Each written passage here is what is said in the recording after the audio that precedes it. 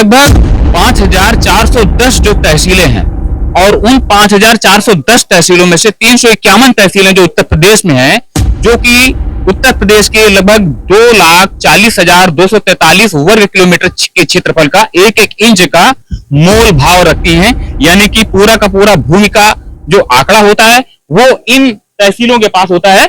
24 मई से लगातार कार्य बहिष्कार पर है और निबंधन कार्य भी हम लोगों ने पूर्णतया बंद कर रखा है। हमारे क्षेत्रीय आम जनमानस का भी सहयोग हमें प्राप्त है। जब तक इन समस्याओं को समाधान नहीं होगा तब तक हम लोग शांतिप्रिय ढंग से, क्योंकि संविधान को जानने वाले, संविधान को मानने वाले लोग हैं, इसलिए संविधान की मर्यादा को दृष्टिगत रखते हुए हम लोग शांतिप्रिय विरोध प्रदर्शन कर रहे हैं। नमस्कार दोस्तों, ये जनपद कानपुर देहात है और ये बाबा जी का उत्तर प्रदेश है। आप लोग जानते हैं कि रूरल एरिया में, ग्रामीण क्षेत्र में हम आजकल यहाँ पे थोड़ा सा भ्रमण कर रहे हैं और ये मध्य उत्तर प्रदेश का सबसे महत्वपूर्ण जिला है जनपद कानपुर देहात। और हम देश की लगभग 5410 जो तहसीलें हैं और उन 5410 तहसीलों में से 351 तहसीलें जो उत्तर प्रदेश में हैं, जो कि उत्तर प्रदेश के लगभग 2,40,243 वर्ग किलोमीटर के क्षेत्रफल का एक एक इंच का मोल भाव रखती हैं। यानी कि पूरा का पूरा भूमि का जो आंकड़ा होता है वो इन तहसीलों के पास होता है और पूरा का पूरा जो राजस्व का मामला होता है, जितने भी आंकड़े होते हैं, जितना भी लेखा जोखा होता है, वो ऐसी तहसीलों में होता है। और हम दिखाना और जताना और बताना क्या चाहते हैं कि ये देखते हैं कि ये लगभग 8 से 10 वर्ष पूर्व ये तहसील बनी थी और ये कानपुर देहात की ये मैथा तहसील है। आप लोग ये देख सकते हैं, भैया जरा कैमरा थोड़ा सा घुमाइएगा, ये देख सकते हैं कि यहाँ पर जो फरियादी आते हैं और यहाँ पर जो वकील हैं, जो कि एक जनप्रतिनिधि के तौर पे काम करते हैं, उसी से उनकी रोजी भी चलती है। ये एक ऐसा प्लेटफॉर्म है जहां पर वकीलों और आम जनता का एक तरह से समन्वित होकर के कार्य करने का एक आधार बनता है और उस आधार की कद्र क्या है, अधिकारियों की वजह से। ये देख सकते हैं, ये रास्ता है 8 से 10 वर्ष हो गए इस रास्ते को। ये जो रास्ता है इसमें इंटरलॉकिंग का खड़ंजा भी नहीं बिछ पाया, क्योंकि हमारे देश में लोकतांत्रिक मूल्यों की बात होती है और उत्तर प्रदेश लोक सेवक अधिनियम की यदि बात करें तो बड़ी बड़ी बातें कही जाती हैं, परंतु होता क्या है इसके लिए बाद में विश्लेषण करते हैं। पहले वकील साहब से मिल लेते हैं, एक पॉइंट ऑफ व्यू ले लेते हैं कि जो उनका स्ट्रगल चल रहा है लगभग 1 वर्ष से। आ जाइए भाई साहब, अंदर आ जाइए। भाई साहब पहले आप अपना परिचय पूरा से दीजिए। मैं भूपेंद्र कुमार सिंह एडवोकेट, मैं लॉयर्स एसोसिएशन मैथा का अध्यक्ष हूँ, अधिवक्ता संघ का अध्यक्ष हूँ। क्या आपका क्या स्ट्रगल चल रहा है? 1 महीना हो गया लगभग। नहीं आप बैठिए भाई साहब, आपकी बाइट लेंगे, आप बैठिए, कोई दिक्कत नहीं है, आपकी बाइट लेंगे। 1 महीने से क्या आप लोगों का संघर्ष चल रहा है, जरा बताइए। हमारी इस तहसील में बड़े पैमाने पर भ्रष्टाचार व्याप्त है, जिसके बाबत प्रशासन के अधिकारियों को अनवरत पिछले 3 वर्षों से लगातार अवगत कराया जा रहा है। लेकिन हमारे अधिवक्ता परिवार को यह महसूस हुआ कि लगता है अधिकारियों की निगाह में तहसील मैथा उनके नजरी नक्शे में नहीं आती है, तो शिकायतों का कोई आज तक निस्तारण नहीं हुआ। जबकि हमारे लॉयर्स एसोसिएशन मैथा ने जनहित के मद्देनजर सारी मांगे हमेशा की है और प्रशासन का, सरकारी अमले का बराबर सहयोग करने का काम किया है।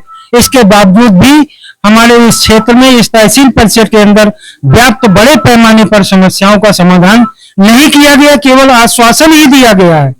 इसलिए हमारा अधिवक्ता परिवार लगातार आक्रोशित है और 24 तारीख से लगातार 24 मई से लगातार कार्य बहिष्कार पर है और निबंधन कार्य भी हम लोगों ने पूर्णतया बंद कर रखा है।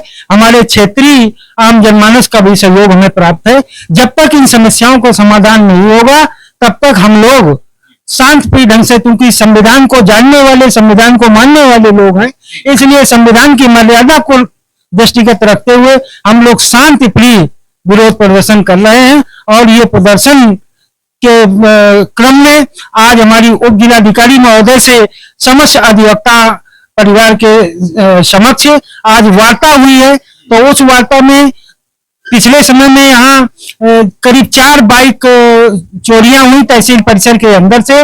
उन बाइक चोरियों का खुलासा भी नहीं हुआ, जबकि इसके बाबत तत्कालीन जिलाधिकारी महोदय से ये अवगत कराया गया था, तो उन्होंने ये आश्वासन दिया था कि चोरी की घटनाएं तो प्रयास किया जा सकता है, लेकिन इसमें सीसीटीवी कैमरे लगा दिए जाएंगे तो हो सकता है कुछ समस्या का समाधान इससे निकले।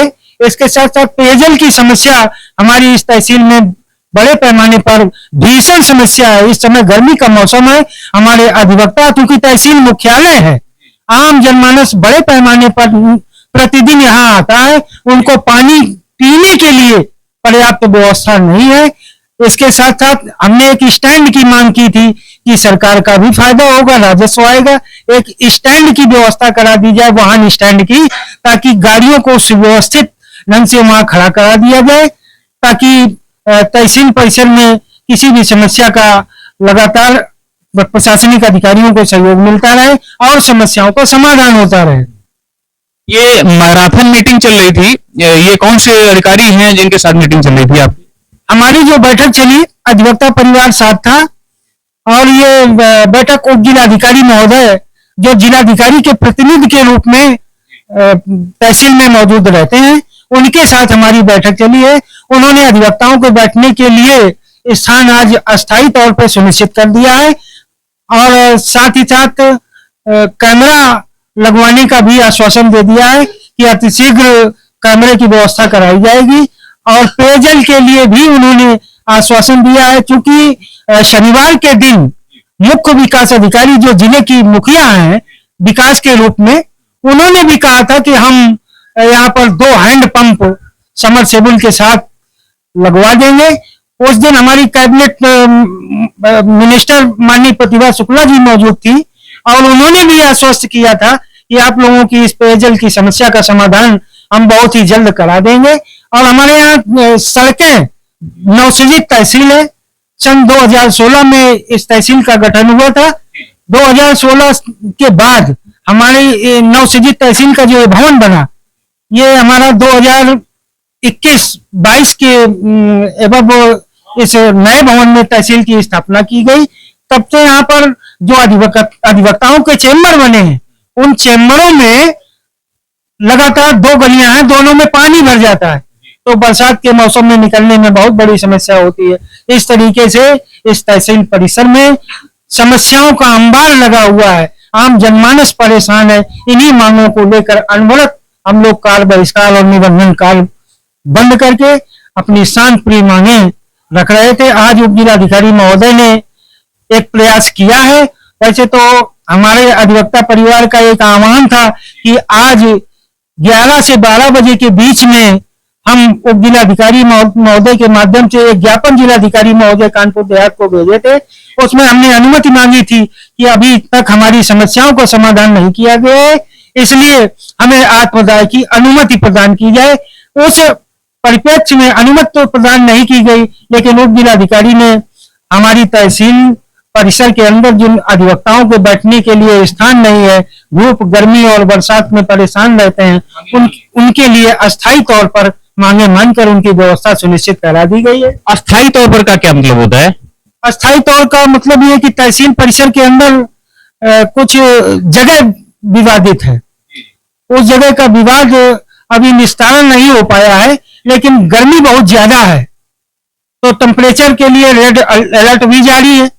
इसलिए जो है उन्होंने कहा कि आप लोग व्यवस्थित तरीके से यहाँ बैठिए, आपको कोई हटाएगा नहीं यहाँ से, और जब आपके लिए स्थायी व्यवस्था हो जाएगी तो पक्के निर्माण आपके कराने की अनुमति दे दी जाएगी। ठीक है, तो ये तो एक विषय हो गया कि काफी हद तक आपकी जो डिमांड्स थी आप लोगों की वो मान ली गई। अब तहसील में जो कार्मिक भ्रष्टाचार होता है, प्रत्येक तहसील में होता है, लगभग 90+ मान लेते हैं परसेंटेज के हिसाब से। ये मैथा तहसील के बारे में क्या कहेंगे? कार्मिक भ्रष्टाचार और कार्मिक अराजकता जो विभागों में रहती है, प्रमुख रूप से ब्लॉक या संदर्भित रूप में कई तहसील के अंदर, उसमें क्या कहेंगे? मैथा तहसील की स्थिति क्या है? लोग देखेंगे, लोग समझेंगे कि किस तरह का कार्य होता है, इसमें क्या कहेंगे वकील साहब? देखिए सर, आज इस समाज में थाना और तहसील, गरीब, मजदूर, किसान, आम जनमानस इस प्रकार से अपनी समस्याओं को लेकर या तो विकास खंड जाता है या थाने जाता है या तहसील जाता है।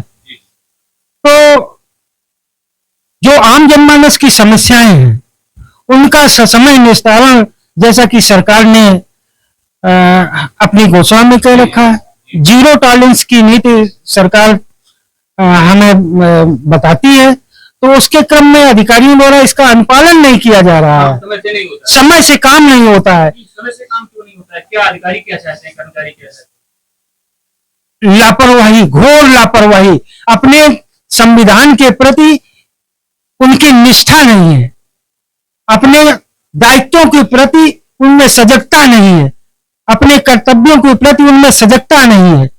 इस प्रकार से पूरी तहसील प्रशासन की मशीनरी भ्रष्टाचार में लिप्त है।